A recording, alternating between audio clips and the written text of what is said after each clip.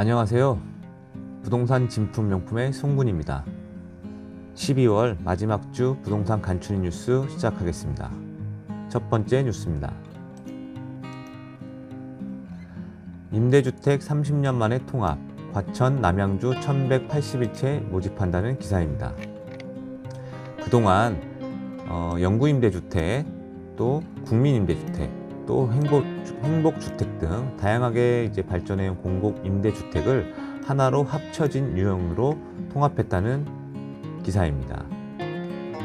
이 통합 공공임대주택이라는 것은 그동안 임대주택 유형별로 달랐던 소득, 자산 기준 등을 하나로 단순화해서 입주 가능 여부를 파악하기가 간편해졌다는 기사입니다. 지하철 4호선 인덕원역 600m 거리에 위치한 공공임대주택으로 총 1182채를 모집한다는 기사입니다. 다음 뉴스. 사전 청약 7만 가구, 또 분양으로 39만 가구 등을 통해서 46만 가구 주택 공급을 쏟아낸다는 기사입니다. 또한 정부가 그간 총 205만 가구 규모의 압도적 공급이라는 정책의 이름으로 공급 계획을 내놓은 바 있습니다. 이 중에 내년에는 2022년도에 43만 가구의 후보지를 추가 지정을 해서 전체 공급 계획의 80%가량의 입지도 확정하겠다는 계획도 내놓았습니다.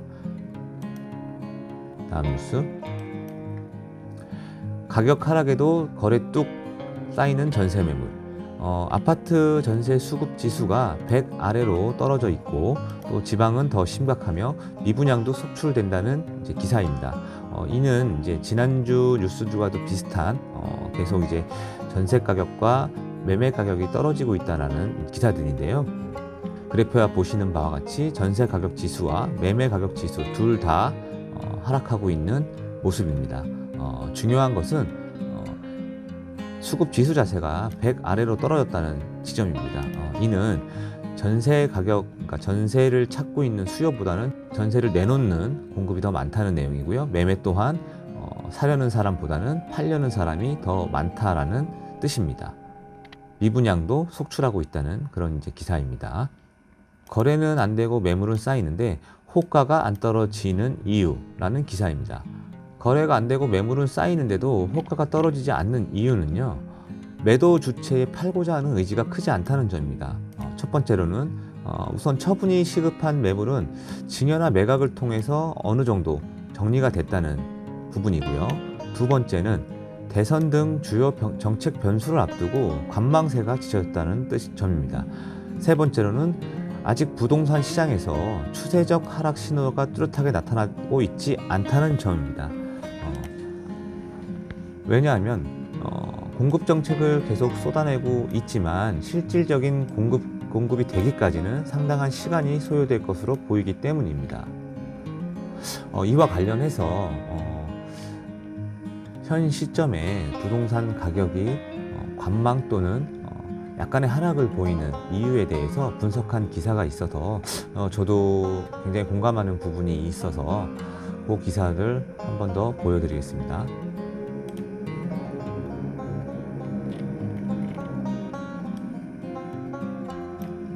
안개 속 서울 아파트 값을 어떻게 해석할 것인가?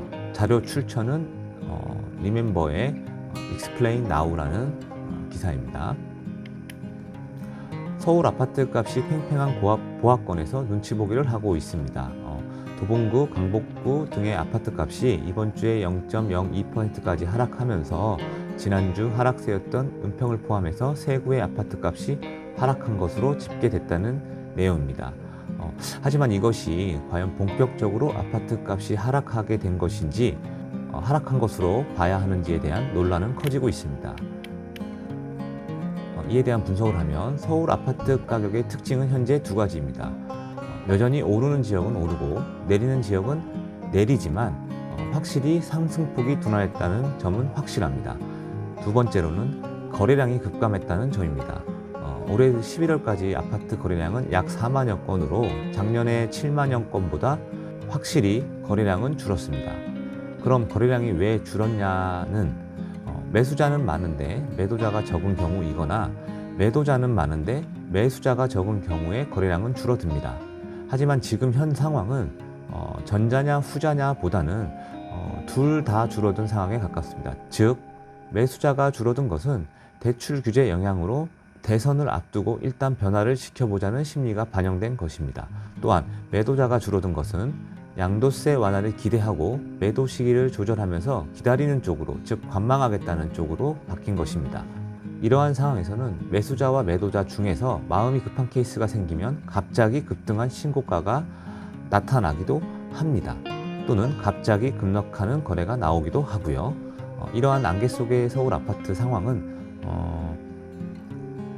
방향성을 판단하기에는 이릅니다. 왜냐하면 거래량 자체가 줄어든 상황에서 간혹 발생하는 신고가 또는 급락하는 거래가 나타나는 부분이기 때문입니다. 다만 분명한 것은 핵심지 고가 아파트는 더 오를 가능성이 높고 주변 지역 중저가 아파트는 매물이 더 많아질 가능성이 높다는 것입니다. 왜냐하면 다주택자 양도세 중과를 한시적으로 완화하든 유지하든 간에 주택수를 줄이려는 노력은 계속될 것이고, 이 과정에서 더 여리한 아파트를 처분하고 똘똘한 한 채, 더 비싼 아파트로 갈아타는 움직임은 많을 것이기 때문입니다. 현 시점에서의 부동산 시장에 대한 분석이 현업에 있는 저의 생각과도 굉장히 많이 일치하는 부분이어서 추가적으로 이 분석 기사도 읽어드렸습니다. 다음 뉴스. 13년 만에 팔리는 대한항공 송윤동 부지, 이건희 기증관으로 속도 내나 라는 기사입니다. 경복궁 옆에 종로구 48-3번지 외 21필지로서 매각 대금은 5,578억 원입니다. 매입한 송윤동 부지 전체 면적은 37,141제곱미터이며 이 중에 9,787제곱미터의 면적의 이건희 기증관으로 건립하겠다는 내용입니다.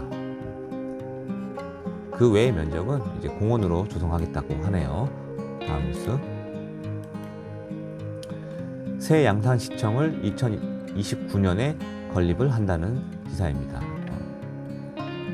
1982년에 지은 양산시의 청사는 너무 오래되었기 때문에 2029년까지 4단계에 걸쳐 추진하여 새 청사를 건립하겠다는 기사입니다. 인천 청라 국제도시에 서울 아산병원 800병상을 건립하겠다는 기사입니다. 인천경제청이 서울 아산병원 컨소시엄과 청라 의료복합타운을 사업협약을 체결했다는 소식입니다. 다음 뉴스. 창동 주공 3단지 재건축이 시동, 2,856가구가 예비안전진단을 통과했다는 소식입니다. 서울시 도봉구 창동 347번지 일대에 창동 주공 3단지이고요. 준공연도는 1990년도로 노후된 단지입니다. 이 단지가 지금 재건축을 위해서 첫 단계인 예비안전진단을 통과했다는 소식입니다. 이상으로 12월 넷째 주 부동산 간추 뉴스를 마치겠습니다. 감사합니다.